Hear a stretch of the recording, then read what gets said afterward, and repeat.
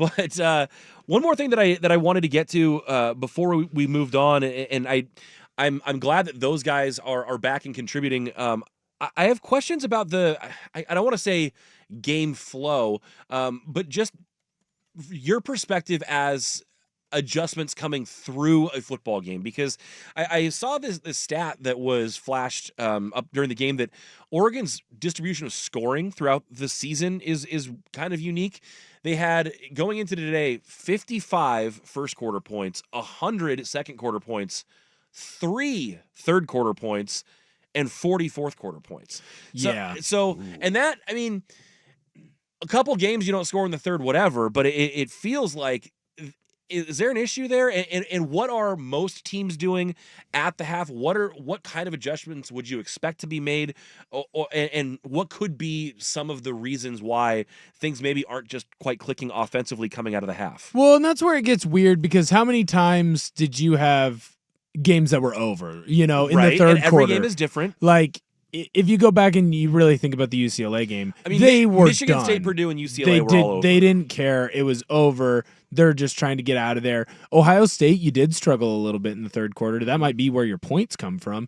And then in this game, against Illinois, kind of same idea. You're up big. It's over. Get out. Michigan, it worries me a little bit, because last year you were so good at that middle 8. It felt like every single game you would get a touchdown in the final 4 minutes of the first half, and you get a touchdown in the first 4 minutes of the second half. And that can lead to big swings in games. But this year it just doesn't feel like Oregon does that. And defensively, it feels like that's when they give up their touchdowns. What people get confused about halftime is they think that coaches immediately come in and just spend 15 minutes talking with the players. That's not what happens. All the coaches get together, they talk with themselves, and then you get about 3 to 5 minutes, depending on how quick you are, going through, hey, we talked with the other coaches, we want to make these changes. Now we're talking to the players. Because you also have to have coaches that are on the field that are explaining what the players are seeing, talking to the coaches that are upstairs, because they're not having that direct line. So it takes a little bit, and you're only able to make little minor changes. And most of the time, it's not even necessarily a scheme thing, although it is from time to time. It's a lot of like, hey, instead of outside zone, we like more inside zone based on how they're playing. Or, hey, this matchup's better for us to attack out of twins than it is to attack out of trips. And so you go from having a more expanded playbook into a more condensed one, but one that better accentuates your strengths. Okay. So I don't know why there is such a big difference, because it's not a different coaching staff. For the most part, it's not different players. Why they struggle so much in the third quarter? Could it be because they've had so many games that were blowouts and they were kind of done? Maybe. But at the same time, you also have had multiple games that were close in the third quarter, and you haven't done a whole lot. Yeah. Yeah, absolutely. Can I piggyback on that and just maybe ask, like, if Michigan scripted like an entire series for that touchdown? It was like a 75-yard drive, and it kind of making me wonder, like, all right, so did they just see what Oregon's giving them as a look, and then, okay, it was pretty they play off of methodical. that? You're saying they don't have more than 15, 20 minutes, but it's like, did they plan a whole series to start that second half? Because it looked, you're right, it was very methodical. A whole series seems bold. Especially coming out of the half. Now, to start a game, most offensive coordinators have anywhere between 10 to 15 scripted out plays.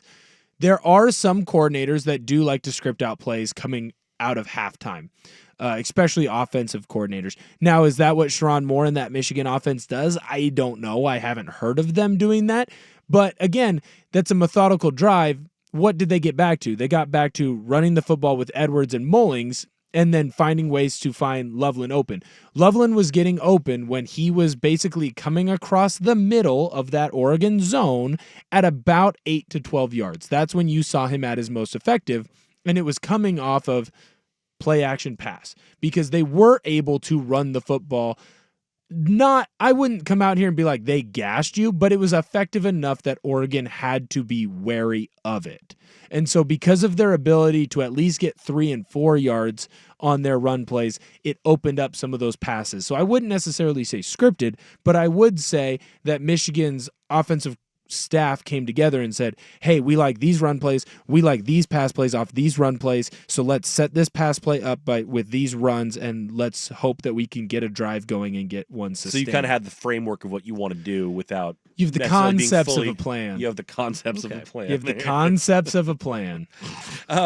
Need to get to not the most graceful navigating of this question, because I should have asked you right after your previous response, but I want to double back to the Jordan Birch thing for a second, because I didn't mean for that to sound as though, oh, he only got 3 tackles, but I am interested because I know that the box score doesn't always reflect the effectiveness of what the line does. I know that you said earlier today you thought that maybe you wanted to see some more one-on-one wins from the defensive line. Yeah. But one of the things I feel like I'm seeing as a trend, and this is just purely based on feel, I don't have numbers or analytics to back this up, but it feels like Oregon's line is constantly making other teams uncomfortable, even if they're not getting home. It seems like quarterbacks have less plays or less time to let plays develop or to get through their progressions, and that Oregon just seems to be rushing people, and I don't mean physically rushing, but rushing on the clock, like making them hurry more than they want to. Do you get that sense, and can you essentially give the team credit for being effective when you don't see it reflected in the numbers? Yeah, well, and to be fair with the numbers when it comes to sacks, you didn't have any sacks, but again, how many passes did Davis Warren complete? Like, he was just barely over 50%, right? And the only reason he was over 50% is because he was throwing to one guy who's an absolute matchup nightmare, and that's against any team in the country. So there's part of that. I would be interested to see, because right now on the sheet that I have pulled up, I don't get to see how many hurries. I agree with you. I felt like they were in the backfield. Davis Warren was able to move better than I thought he would be able to, and there were a lot of times where there was no one open downfield, and that Oregon pass rush was able to make him uncomfortable enough where he just had to throw the football away. Now, for me, when I'm talking about one-on-one pass rush wins, there were a lot of times where Mateo Uyunglele, I felt like even Jordan Birch a couple times, but Tatum Tuioti, they were able to get some separation from the O-lineman, but not complete. And what I mean by that is, like, you have an arm on the offensive lineman and an arm free. So one arm is trying to get to the quarterback, but you're still, basically the O-lineman has control of about half of your body. And so you see a lot of broken tackles, or you see the ability of a quarterback to throw the football away in that spot. Now, I don't necessarily expect Jordan Birch, especially against a really good Michigan O-line team. Like, Michigan is still going to have one of the best O-lines in the country. That's how that team was built, and they were built through high school, and so they're going to continue to have a really good offensive line for years to come. But I would have liked to have seen more.